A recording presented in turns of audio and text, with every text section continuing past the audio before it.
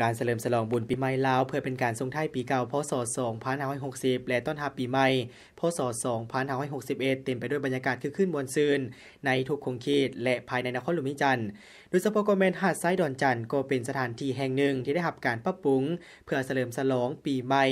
ได้มีการจัดสรรและประดับประดาอย่างสวยงามพร้อมทางได้สร้างสิ่งอำนวยความสะดวกหลายอย่างให้แก่ประชาชนแขกทางภายในและต่างประเทศได้เข้ามาเที่ยวชมเป็นต้นก็แม่นสถานที่จอดรถที่กว้างขวางห้านอาหาร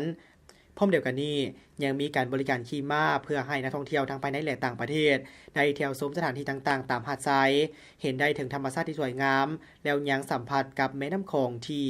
เย็นสะอาดงามตาตื่มอีก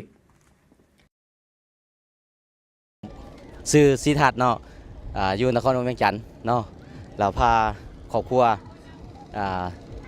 มาดินน้ำมาบุญสงกรานต์ของเราเนาะรู้สึกว่ามาสถานที่แห่งนี้ก็มีความซุ่มเย็นเนาะเป็นตาหน้าเที่ยวหน้าชมเนาะถ้าว่าขอ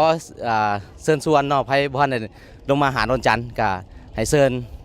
มาเที่ยวมาชมเนาะเพราะตอนแรกมันก็จะมีวงดนตรีเนาะเสพอย่างคึกคืนเนาะและลินน้ำคลองเย็นสบายเนาะเที่ยวบุญปีใหม่พาครอบครัวและมาเนาะสถานที่หาดดอนจันทน์ก็ถือว่าคึกคืนนั่นแหละอีกอันหนึ่งปีนี้ก็เป็นปีท่องเที่ยวข้าพเจ้าขอเชิญชวนพี่น้องชาวลาวอยู่นครหลวงจันทน์หรือขอบเขตทั่วต่างแข้งให้ลงมาเบิ่งว่ามันม่วนมันคักสำใดในบุญสงกรานต์ปีนี้